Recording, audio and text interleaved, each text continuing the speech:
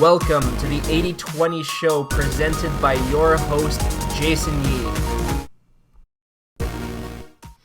Hello, Train 2.0. This is Jason Yee, and I'm coming at you live from the studio here in the secret home of Train 2.0.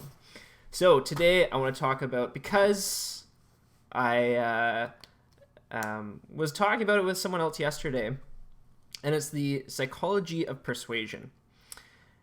And here's an interesting thing.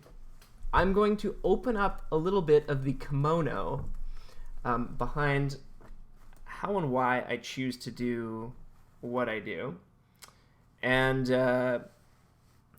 from the standpoint of the psychology of persuasion, you might notice that my videos are very different from everyone else's. They started out very, very technical with a lot of science and detail and blah, blah, blah.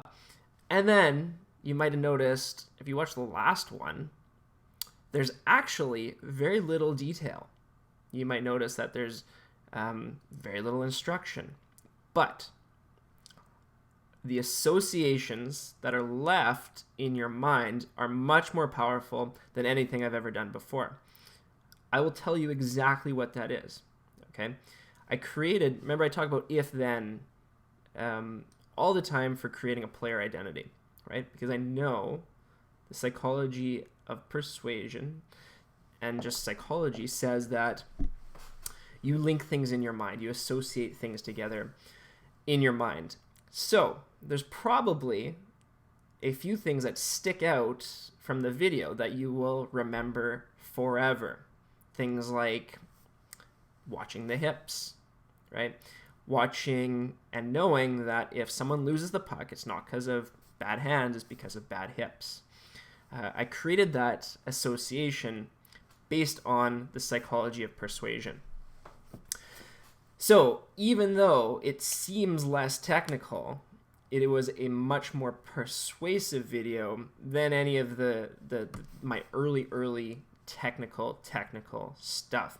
So if you are a member and you were on the master class last night, there was a point in the master class when someone asked me about intensity or volume over for conditioning, and I brought out the graph and I started graphing. Information is bad persuasion. So this might be or sound bizarre to you, but information is bad persuasion. And good persuasion is simplicity, it is vivid, it is visual, it is all these things. And a lot of hockey coaches ignore the psychology of persuasion. Trainers, strength and conditioning coaches, they ignore the psychology of persuasion when they're designing their practice plans, when they're designing their programs, their training programs, when they're recruiting people, blah, blah, blah. Okay? I made this mistake all the time. I focused on the science of the workout, and I did my best to create the best workout possible. But that's kind of stupid to do, because the psychology of persuasion is probably more important than an effective workout. And you might kind of think like, oh, this is bizarre and partly crazy. But think about this. Does Apple have a superior product to anything else out there? You might believe so, but if you're going to talk to an engineer, right, they're going to tell you, oh no, there's like a way better product. Like, go get the Samsung, right? But guess what? I believe that this iPhone is the best friggin' thing in the world. I'm talking to you right now on a Mac, right? That has nothing to do with information. It has nothing to do with technical anything. It has everything to do with the psychology of persuasion. Steve Jobs was a genius when it came to persuasion. Is there any articles or scholar reports that I would recommend? So the books I would start with is the book Persuasion by Robert Cialdini. And this is why, I literally use different language like magic mechanics versus skills, right? It's different, right? And different creates attention grabbing and attention, and before you can persuade, you must have attention. This is stuff that Pavel Barber is fantastic at this. He's fantastic at attention grab. And before you can persuade, you must grab attention. So that's why I choose different language for everything. Can't remember how I was connecting that.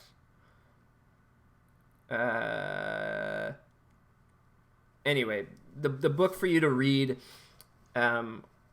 is Persuasion by Robert Cialdini. That's probably like your best place to start for the psychology of persuasion. Oh yes, sorry. So that's why a lot of my videos are very different. That's why I aim to tell a story so that when someone becomes a member with Train 2.0, they understand that there's not just a bunch of information, right? My membership site was a place where you'd go in and there was like a ton of information, right? Now what I aim to do is tell a story, why you're here, where you're going. And in doing that, someone is able to attach a narrative to what's happening, and then they're actually able to be to actually get much more results, or much better results, though. That was bad grammar, but maybe good persuasion, because I might have caught your attention. So I would start there. Cialdini, and then basically just type into Amazon Psychology of Persuasion, and you're going to find book after book after book. So just keep reading them until you start hearing the same thing again and again. This is why I talk about hockey hypnosis. Okay, it's not hypnosis. No one's, wagging a watch in front of a coach's face and saying, "You will give me more ice time." It's about the same effect, but hockey hypnosis was designed persuasively, right? Hockey hypnosis, alliteration, magic mechanics, fantastic formulas, alliteration. This is all good persuasion. And hockey hypnosis is about really using the psychology of persuasion to persuade coaches to like you, to give you more ice time, to get on your side. I call it hockey hypnosis because it's more interesting that way, and it's more fun. And when it's more fun and interesting, it's more persuasive, and then you do it. So a lot of coaches ignore the variable of psychology of persuasion, except for Mike Babcock. Let's talk about Mike Babcock for a second. This guy understands the psychology of persuasion beyond a doubt. Okay?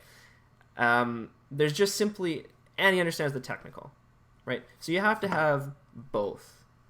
I'd suggest that John Tortorella, also an expert at the psychology of persuasion when it comes to getting jobs, because he continues to land NHL jobs.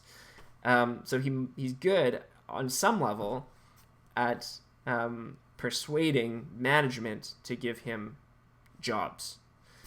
Like I say, Mike Babcock, phenomenal. Once you get into the psychology of persuasion, you're going to see just how good Mike Babcock is. I mean, he's really he has this absolute mastery of that. And so, like I say, when you get these very science-minded people who are just thinking, oh, what's the technical component of this skill or that skill, and I'm not looking down upon that because that's important.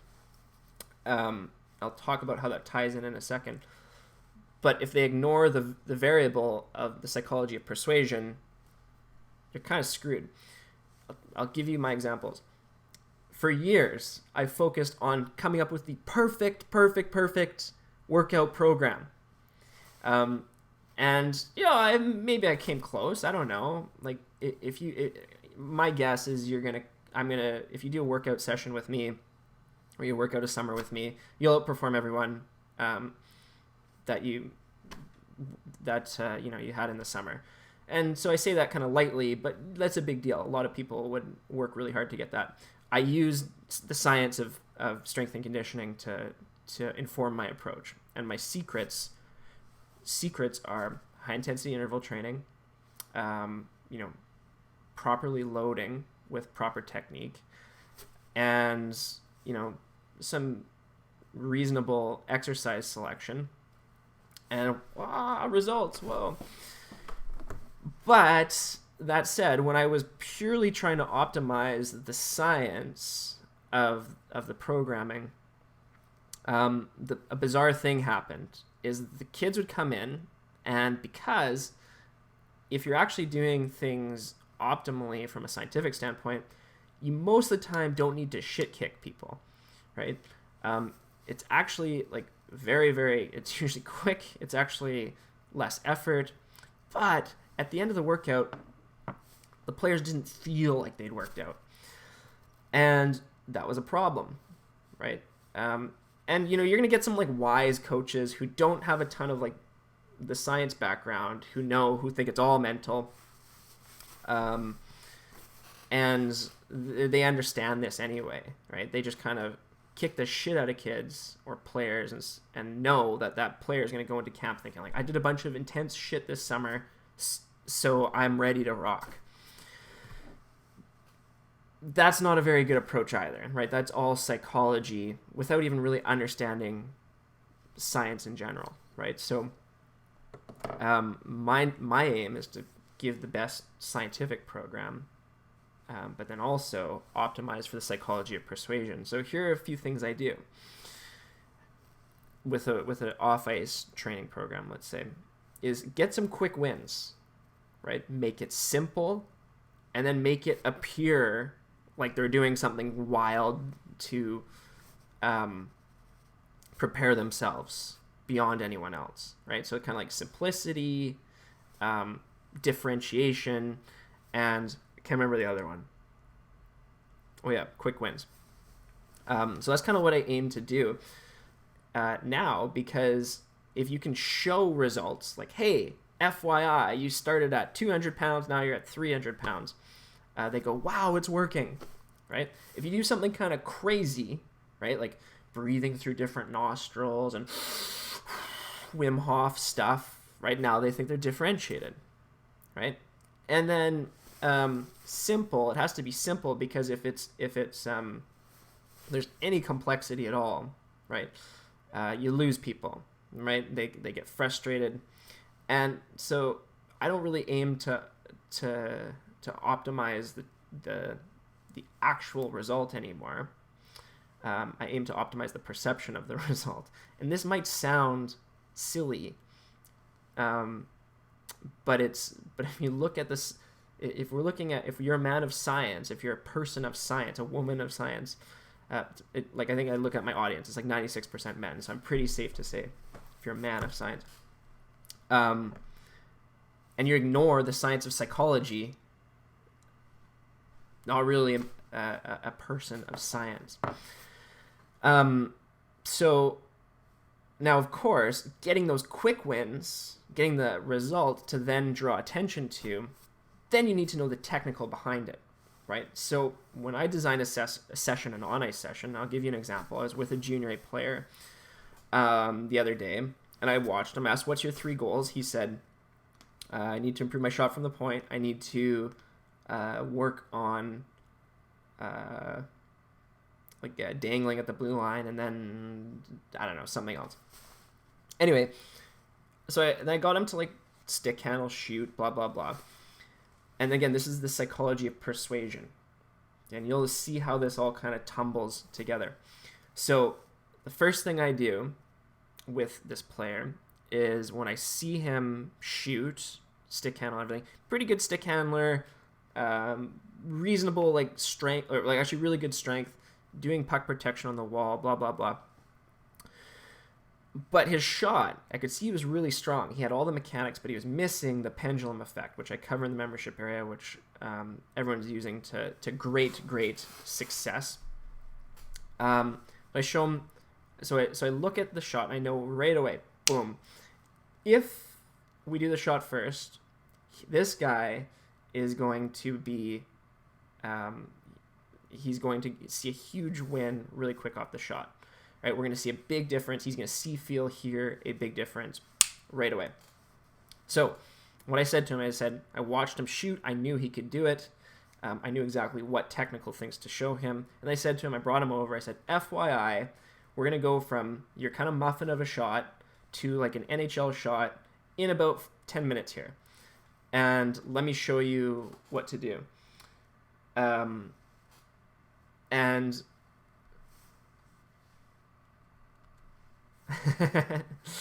and anyway, so I walk him through it. We'd go through the pendulum effect, loading the top hand, and kablamo. This guy's just blasting shots from the blue line. And the look on his face is like, oh, wow, this guy is amazing, right? But I just, have done my research. I've done my homework. I know what works. But then from that point on, I had that player, right? Anything I would say, he'd listen to because he knows it works. And it does. So that was using the psychology of persuasion to then get way better results throughout the whole rest of the session. Because at that point, anything I said would stick in his head. And of course, I had the technical to back it up. So of course, the technical is important. But you need to optimize for the psychology of persuasion, because you're going to get better results that way, way better results that way. The guy who's right in all the science but can't sell it is useless to a player, right? I know. One of the most technically gifted coaches I ever worked with was one of the, was coached by, was not a good persuader, and as a result, players didn't want to listen to anything he had to say. And then one of the kind of least technical coaches I had was a great persuader, maybe didn't understand the psychology of persuasion on a scientific or kind of research level, but understood it on that implicit level, and man, anyone would do anything he said. If you matched up his persuasive ability, his knowledge of the psychology of persuasion with the other guy's technical ability, boom, that's an NHL coach. That's what Mike Babcock looks like, the technical plus the psychological. And it's both science. If you're a man of science or a woman of science or whatever, and you're ignoring the science of cognitive science or the psychology of persuasion, you're missing a bunch of science, right? So I kind of shake my head, but also feel emotion, because I want to help these people who are thinking science, kinesiology, results, blah, blah, blah, blah, blah. The reason I want to hold their hand and say, I'm sorry, it's going to get better, let's get through this, is because I was there at one point. And in kind of prioritizing the psychology of persuasion, in using cognitive science to employ or to inform the approach, we're kind of getting a more holistic approach to it. So that's what I have for you today. That popped into my head. I like doing these videos because they turn into podcasts, and I think it's quicker for me to do this than writing a blog. No one reads blogs anyways. Some people do. Tell me if you read blogs or not. But dangle at the blue line, teach him to fourth liner, dump and chase instead. What even is a dangle? I don't teach anyone to dump. Interestingly, Daryl Belfry, that is, if you've never heard of him, was in Vancouver giving a talk, and I guess what he said, I wasn't there, was his daughter. I think she's 10 or 12-ish. He went around to every coach because I guess there's no boundaries. And he said to the coaches, hey, guess what? My daughter's not dumping it. She's not allowed to use the boards at all. So do you want my daughter or not? And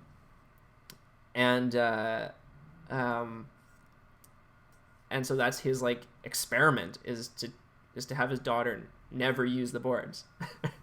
Right? And he's got enough clout, obviously, to tell these coaches to get stuffed if they want his daughter to use the boards. And his daughter's obviously good enough, right? So I love this. Like, I think this is hilarious. I think every dad should place these ultimatums on coaches. Either, you know, my kid doesn't do this part of the game, or he can't have them. So I think that's awesome. But anyway, I mean, ultimately, I would, you know, never.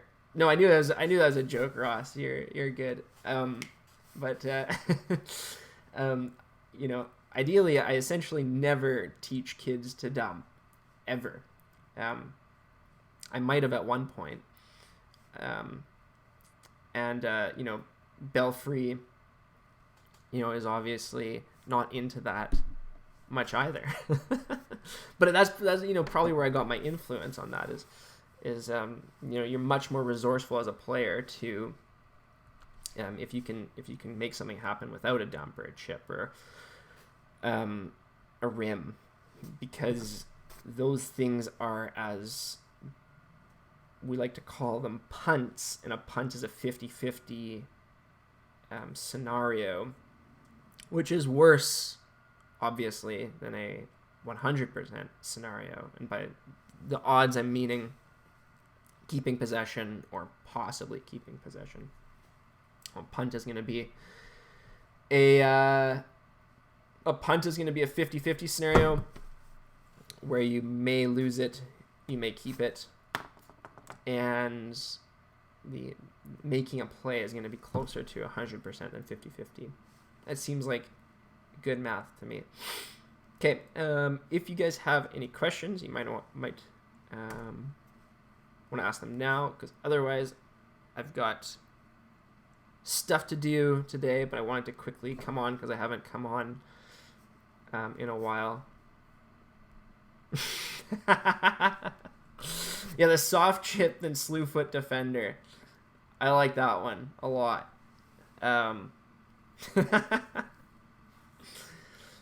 Yeah, the soft chip slew foot is a good maneuver. The Marchant guide, that's coming up. It's coming up. We got some interesting findings with Brad Marchant. I'll give you guys some teasers. So what is coming up here, FYI, is basically I'm gonna create a full guide on how to score more goals. I'm gonna guarantee more goals scored with a full program. Oh, watch Marchant for the magic mechanics of the slew foot. Yes. Yeah, that's a good idea. I forgot about that part. But yeah, so we've got the Brad Marchant goal scoring formula coming up. We have some interesting things happening. One thing to look is he kind of does the opposite of what Kessel and Laine do. A lot of people tell you to get your momentum going towards the net. That's what Kessel and Laine and you know, Ovechkin, all these guys get their momentum going towards the net. Brad Marchant, almost every time he's shooting off one foot, his momentum is going away. A little angle change with his stick, and that seems to allow him to score a lot of goals. He also does a few patterning things, which we'll talk about in the video. And so kind of what I'd like to do is put together all these different, so like Marchand's goal scoring formula, Kane's goal scoring formula, how to shoot like Line, the finishers formula, put it all together in a package to guarantee more goals. And if we don't get guaranteed goals, then guess what we do? We iterate and take the feedback and then accomplish our goals. So that's what's coming up for the Brad Marchand scoring guide, and then we'll work on the Brad Marchand slew footing guide. Yeah. So any other questions or funny jokes before I got to take off here?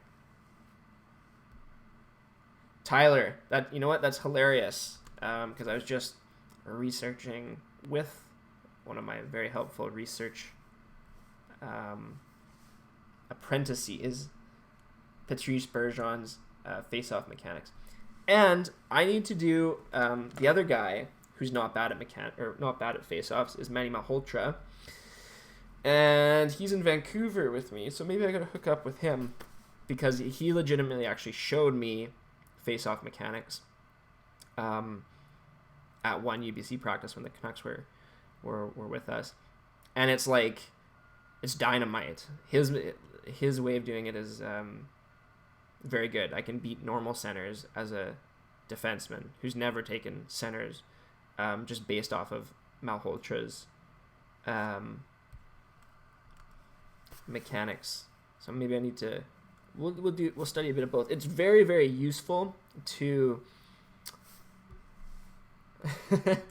It's very, very useful to put together all these different what makes each one of these players very good. Because if you have McDavid's drive wide and speed and breakaway guide plus Crosby's puck protection, what kind of a player is that? Line shot with Kessel's shot with Marchand's shot, and you have these three different toolkits. You can draw from at any time, and you're a master in all of them. That'd be kind of deadly. But I mean, that's what we're heading towards anyway. I should call him at 6 a.m. asking him how to win a face-off. Yeah, that's a good idea. Well, I'll let you do that, Dan, because that'll be like 10 p.m.